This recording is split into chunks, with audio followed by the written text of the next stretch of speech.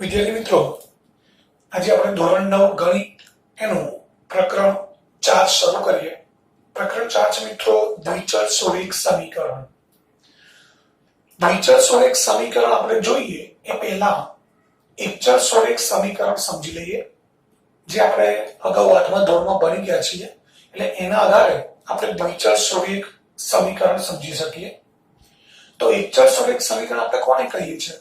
તો જે સમીકરણમાં એક જ ચલ હોય, લખ્યું છે એક ચલ, એટલે એક જ ચલ હોય, એ ચલ x પણ હોઈ શકે, y પણ હોઈ શકે, z પણ હોઈ શકે, mn abc કોઈ પણ હોઈ શકે.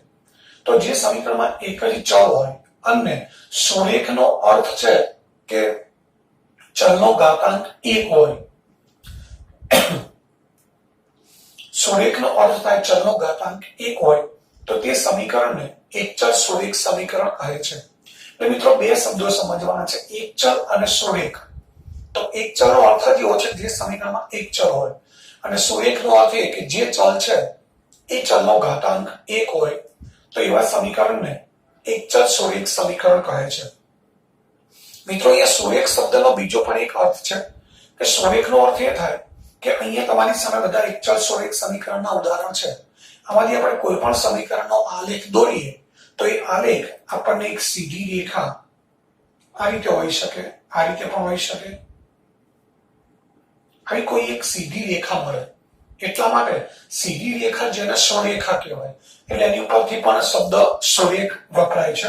તો અહીંયા આપણે નામ ઉપરથી સમજી શકીએ કે એકચલ સોરેખનો મતલબ કે જે સમીકરણમાં એક જ ચલ છે અને એ ચલનો ઘાતાંક 1 છે, એવા સમીકરણને એકચલ સોરેખ સમીકરણ કહે છે. મિત્રનું પ્રમાણિત સ્વરૂપ છે ax + b = c. પ્રમાણિત સ્વરૂપનો મતલબ એ થાય કે કોઈ પણ એકચલ સોરેખ સમીકરણ છે એ આ પ્રકારનું હોય, એટલે કે જેમાં x વાળું પદ, આ x એ ચલ છે, એક x વાળું પદ અને બાકીના બે અચળ પદ હોય, b અને c એ અચળ પદ છે. અહીંયા મિત્રો તમે જોઈ શકો છો abc belongs to r, એટલે abc એ વાસ્તવિક સંખ્યાઓ છે અને વાસ્તવિક સંખ્યાઓ છે એટલે અચળ સંખ્યાઓ છે. એટલે આ ત્રણ પદો છે એમાં એક જ પદ ચલ વાળું છે, અને એ ચલ છે x અને એની ઘાત પણ એક જ છે. આ બંનેમાં ચલ છે નહીં, એટલે બંનેની ઘાત શૂન્ય ગણાય. તો ax + b = c એ એનું પ્રમાણિત સ્વરૂપ છે. એટલે કે કોઈ પણ એકચલ સોરેખ સમીકરણ આ પ્રકારનું હોય, એમાં ત્રણ પદો હોય, એક ચલ વાળું પદ, બાકીના બે અચળ પદ. એની શરત છે a ≠ 0, એટલે કે આમાં a જે છે એ શૂન્ય હોવો જોઈએ નહીં. એનું કારણ એ છે મિત્રો કે જો આપણે એની કિંમત શૂન્ય લઈ લઈએ, ધારો કે આ બીજું ઉદાહરણ છે આપણી સામે 2x - 1 = 5, આની સાથે સરખામણી કરીએ તો a = 2 ગણાય. e એટલે x નો સહગુણક, અહીંયા x નો સહગુણક 2 છે. b એટલે અચળ પદ, અહીંયા અચળ પદ -1 છે. c એટલે 5. તો a ની કિંમત 2 મળે છે, b ની કિંમત -1, c ની કિંમત 5 ગણાય. પરંતુ જો a ની કિંમત આપણે 0 લઈ લઈએ, આ રીતે 2x ના બદલે 0x મૂકીએ, 0x - 5 = 1, તો અહીંયા 0x એટલે 0 × x અને 0 × x એટલે 0 થઈ જાય. તો આને આગળ આપણે સાદુરૂપ આપીએ તો 0 - 1 = 5 થાય, અને 0 - 1 એટલે -1 = 5. મિત્રો આવું ક્યાંય ગણિતમાં શક્ય નથી. -1 = 5 આવું ક્યાંય શક્ય નથી. એટલા માટે આપણે કહી શકીએ કે જો x નો સહગુણક એ શૂન્ય લઈએ તો આવું કંઈક પરિણામ મળે જે ગણિતમાં શક્ય નથી. એટલા માટે આ x નો સહગુણક એ છે એ ક્યારેય શૂન્ય હોવો જોઈએ નહીં. મિત્રો એક બીજી પણ અગત્યની બાબત ખાસ કે અહીંયા આપણે માત્ર એવું લખ્યું છે કે a ≠ 0, મતલબ a શૂન્ય નથી, b અને c શૂન્ય નથી એવું લખ્યું નથી. એટલે એનો અર્થ એ થાય કે b અને c તો શૂન્ય હોઈ પણ શકે, ન પણ હોય. એટલે b અને c શૂન્ય હોઈ પણ શકે. તો આની શરત છે a ≠ 0, abc belongs to r. હવે ઉદાહરણ જોઈએ, x + 3 = 7. મિત્રોની સાથે સરખામણી કરીએ તો x નો સહગુણક a છે, અહીંયા x નો સહગુણક કોઈ સંખ્યા નથી, ગુણાંકમાં કોઈ સંખ્યા ના હોય એટલે આપણે 1 ગણીએ છીએ. તો a = 1 મળશે, b = 3 અને c = 7. અહીં આપણે સમજાવી દીધું, a = 2, b = -1 અને c = 5 મળશે. અહીંયા જુઓ તો a બરાબર √3, b બરાબર -3, c બરાબર 0. મેં હમણાં વાત કરી b અને c શૂન્ય હોઈ શકે, તો અહીંયા b c ની કિંમત આપણને શૂન્ય મળે છે. આની સાથે કમ્પેરિઝન કરીએ તો એ બરાબર 0.4x, પછી અહીંયા b એટલે આની બાજુમાં બીજું કોઈ પદ છે નહીં, નથી તો મિત્રો આપણે 0 મૂકી શકીએ, આને આવું લખી શકાય. એનું કારણ એ છે કે 0.4x સોરી 0.4x માં 0 ઉમેરવાથી 0.4x માં કોઈ ફરક પડતો નથી, અને આપણે જાણીએ છીએ કે શૂન્ય એ સરવાળાની તટસ્થ સંખ્યા છે. એટલે 0.4x લખીએ કે 0.4x + 0 બરાબર 2 લખીએ, કોઈ ફરક પડતો નથી. તો હવે આપણે સરખામણી કરીએ તો એ બરાબર 0.4x 0.4, b બરાબર 0, c બરાબર 2. તો અહીંયા આપણને c ની કિંમત 0 મળે છે, અહીંયા b ની કિંમત 0 મળે છે. એટલે એનો અર્થ એ થયો કે b અને c શૂન્ય હોઈ શકે, પરંતુ એ ક્યારે શૂન્ય હોઈ શકે નહીં. તો આ મિત્રો એક ચલ સરેખ સમીકરણની વાત થઈ. હવે ઉકેલની વાત કરીએ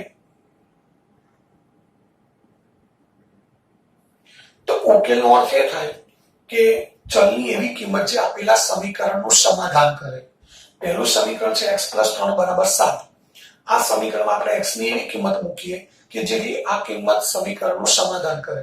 અને મિત્રો સમાધાન કરવું એટલે એનો અર્થ એ થાય કે ચલની એવી કિંમત મૂકીએ કે જેથી સમીકરણની ડાબી બાજુ જમણી બાજુ સમાન થાય, એને સમીકરણનો ઉકેલ કહેવાય.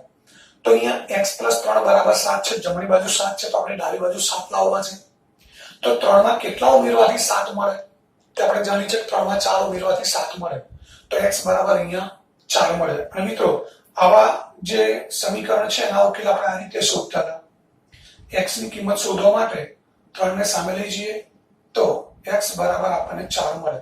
એટલે x બરાબર 4 આ સમીકરણનો ઉકેલ થયો. હવે x બરાબર 4 મૂકીએ તો 4 + 3 એટલે ડાબી બાજુ 7 થાય, જમણી બાજુ પણ 7 છે, એટલે કે x બરાબર 4 મૂકવાથી ડાબા બરાબર જવા થાય છે. એનો અર્થ એ થાય કે x બરાબર 4 એ આપેલા સમીકરણનું સમાધાન કરે છે. એટલા માટે કહી શકાય કે આ સમીકરણનો ઉકેલ 4 છે, x બરાબર 4 છે. મિત્રો બીજી વાત કે આ સમીકરણની અંદર x બરાબર 4 સિવાય બીજી કોઈ પણ કિંમત મૂકીશું તો આપણને આ સમીકરણનું સમાધાન મળશે નહીં. એટલે કે 4 સિવાય કોઈ પણ કિંમત આ સમીકરણનું સમાધાન કરતી નથી. એટલે એનો અર્થ એ થયો કે આ સમીકરણ માત્ર એક જ ઉકેલ છે. તો આપણે કહી શકીએ કે એક ચલ સરેખ સમીકરણ છે એને માત્ર એક જ ઉકેલ હોય. એટલે આપણે લખી શકાય એક ચલ સરેખ સમીકરણને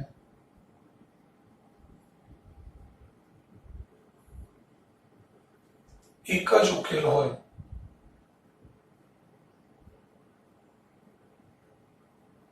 તો મિત્રો આ એક ચલ સરેખ સમીકરણની વાત થઈ જે આપણે આગળના ધોરણમાં ભણી ગયા છીએ. હવે આપણે જે ભણવાનું છે એ દ્વિચલ સરેખ સમીકરણ, જે આ પ્રકરણનું નામ છે.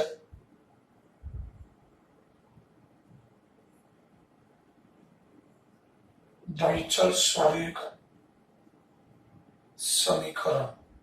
મિત્રો અહીંયા શબ્દો હતો એક ચલ, અહીંયા દ્વિચલ છે. દ્વિનો મતલબ થાય બે અને સરેખનો અર્થ થાય ઘાતાંક 1 હોય.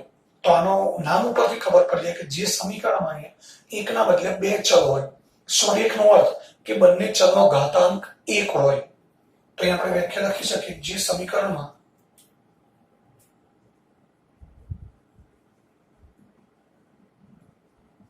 બે ચલ હોય,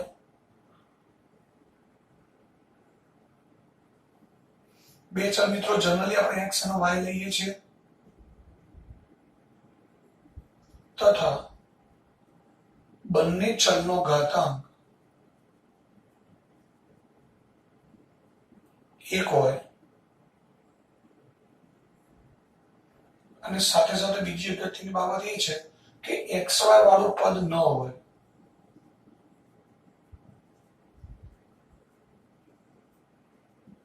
તો તેને દ્વિચલ સરેખ સમીકરણ કહે છે.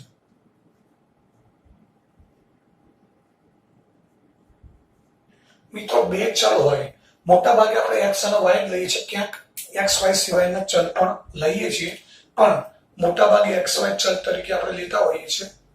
તો બે ચલો x અને y અને બંને ચલમાં બંને એટલે x અને y બંનેનો ઘાતાંક એક જ હોય અને સાથે સાથે xy વાળો એટલે x અને y બંને હોય એવો કોઈ પદ ન હોવો જોઈએ. x અને y બે ચલ હોય એનો અર્થ એ થાય કે એક પદમાં x હોય તો બીજા પદમાં y હોય. બંને x અને y બંને ચલ એક જ પદમાં હોય નહીં. એક પદમાં x હોય તો બીજા પદમાં y હોય. પરંતુ x અને y બંને એક પદમાં ન હોવા જોઈએ. xy વાળું પદ ન હોય એનો અર્થ મિત્રો એ થાય કે એક જ પદમાં x અને y બંને ચલ હોવા જોઈએ નહીં. તો તેવા સમીકરણને દ્વિચલ સુરેખ સમીકરણ કહે છે. હવે મિત્રોનું પ્રમાણિત સ્વરૂપ જોઈએ.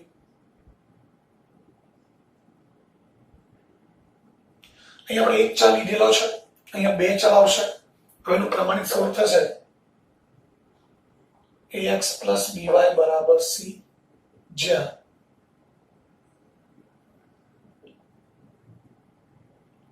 abc belongs to R.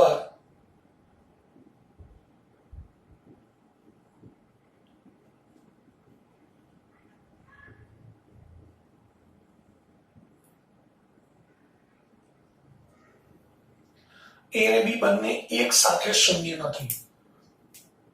મિત્રો ખાસ શરત સમજવાની છે, યાદ પણ રાખવાની છે કે એનું પ્રમાણિત સ્વરૂપ છે ax + by = c, જેમાં પહેલું પદ છે એમાં ચલ x છે, બીજા પદમાં ચલ y છે. પહેલું પદ x વાળું છે એમાં સહગુણક છે a, બીજું પદ ચલ y વાળું જેનો સહગુણક b અને છેલ્લે છે અચળ પદ જેને આપણે c કહીએ છીએ. તો અહીંયા abc belongs to R એટલે abc એ વાસ્તવિક સંખ્યાઓ છે જેને આપણે અચળ સંખ્યાઓ પણ કહીએ છીએ. અને બીજી એની અગત્યની શરત છે કે આ સમીકરણ છે એ ત્યારે દ્વિચલ સુરેખ સમીકરણ કહેવાય કે જ્યારે a અને b બંને એક સાથે શૂન્ય ન હોવા જોઈએ. મિત્રો અહીં આપણે વાત કરી હતી ચલ એક જ ચલ વાળું પદ હતું. તો જે ચલ વાળું પદ છે એનો સહગુણક એટલે x નો સહગુણક એ શૂન્ય ન હોવો જોઈએ, આવી શરત હતી. અહીંયા ચલ વાળા બે પદો છે. પહેલું ચલ x વાળું પદ ax, બીજું ચલ y વાળું પદ જે by છે. તો એ બે ચલ વાળા પદો છે તો એનો સહગુણક 1 છે, બીજાનો સહગુણક b છે. તો a અને b બંને એક સાથે શૂન્ય ન હોવા જોઈએ, કે મતલબ એનો અર્થ એ થાય કે a શૂન્ય હોય તો b શૂન્ય ન હોવો જોઈએ અને b શૂન્ય હોય તો a શૂન્ય હોવો જોઈએ નહીં. એટલે કે બે માંથી એક શૂન્ય હોય તો ચાલે, પરંતુ બંને શૂન્ય હોવો જોઈએ નહીં. થોડા એના ઉદાહરણ જોઈ લઈએ. પહેલું છે x + 2y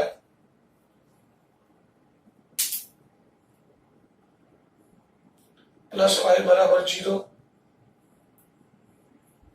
ત્યારબાદ બીજું છે 3x - y = 0.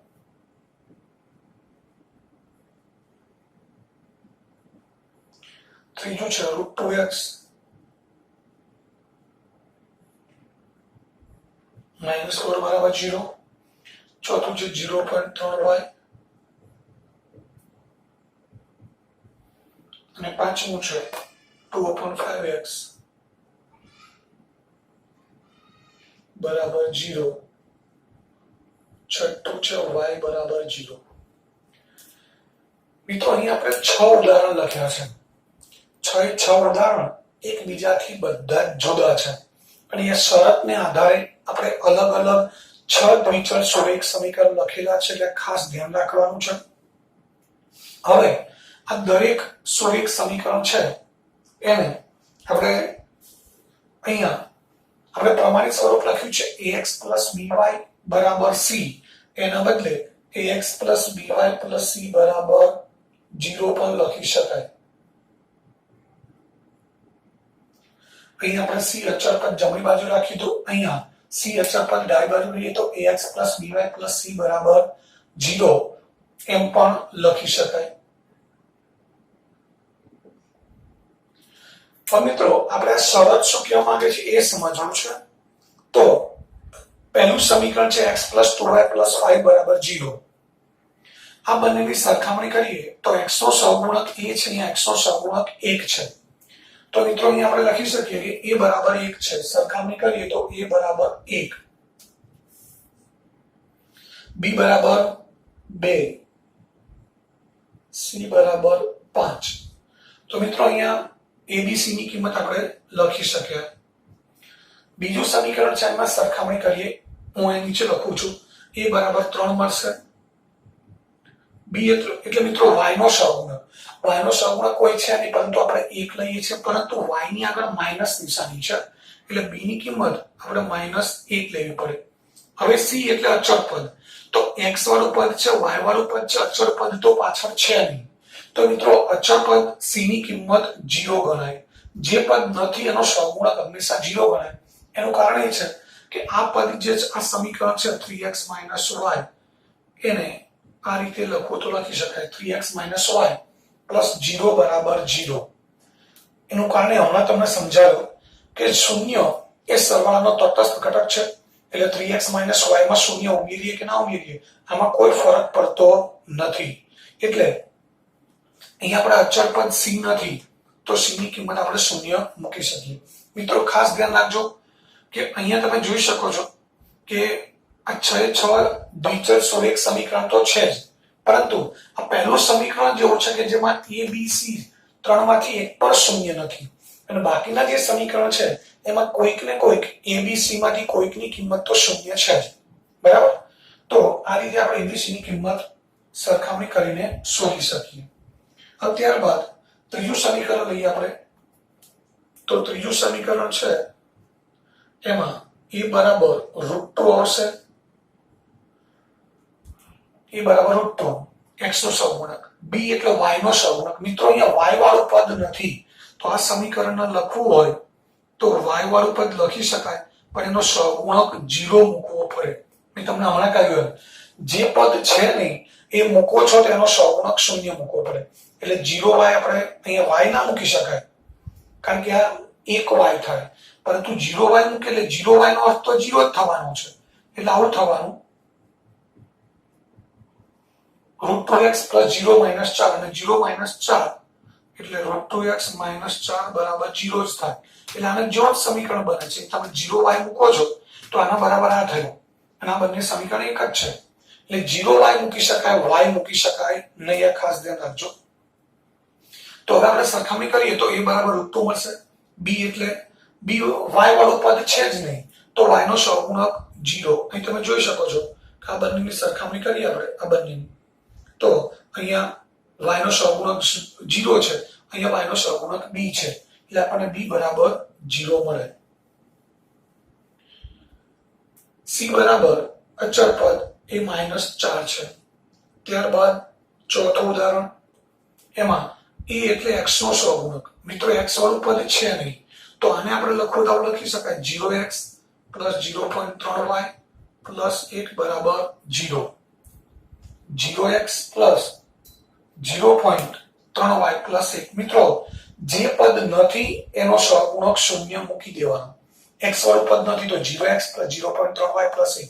હવે આપણે સરખામણી કરીએ તો a બરાબર 0 મળશે, b બરાબર 0.3 અને c બરાબર 1. મિત્રો પાંચમું ઉદાહરણ છે 2.5x બરાબર 0. તો અહીંયા તમે જોઈ શકો છો માત્ર x વાળું પદ અને શૂન્ય છે એટલે કે b વાળું પદ y વાળું પદ નથી, અચળ પદ પણ નથી. તો મિત્રો આને આપણે લખવું તો આ રીતે લખી શકીએ 2/5x પ્લસ y વાળું પદ નથી તો એ મૂકી દઈએ 0y, અચળ પદ નથી તો એ પણ મૂકી દઈએ 0 અને ઇઝ ઇક્વલ ટુ 0. મિત્રો ખાસ ધ્યાન રાખજો માત્ર ચલ x વાળું પદ છે, y વાળું પદ નથી, અચળ પદ પણ નથી. જે નથી એ શૂન્ય લઈ લઈએ તો 2/5x + 0y + 0 બરાબર 0. તો હવે તમે કહી શકો કે a બરાબર 2/5x, b બરાબર 0 અને c બરાબર પણ 0 થાય. તો અહીં આપણે a બરાબર 2/5, b બરાબર 0, c બરાબર 0. ત્યારબાદ છઠ્ઠું ઉદાહરણ છે y બરાબર 0. મિત્રો y બરાબર 0 આને આપણે લખવું હોય તો આ રીતે લખી શકીએ 0x + y + 0 બરાબર 0. કારણ કે અહીંયા માત્ર y છે, આ y વાળું પદ છે, x વાળું પદ નથી, અચળ પદ પણ નથી. તો x વાળું પદ આપણે મૂકી દીધું 0x, y તો છે, અચળ પદની તો એ પણ મૂકી દીધો 0.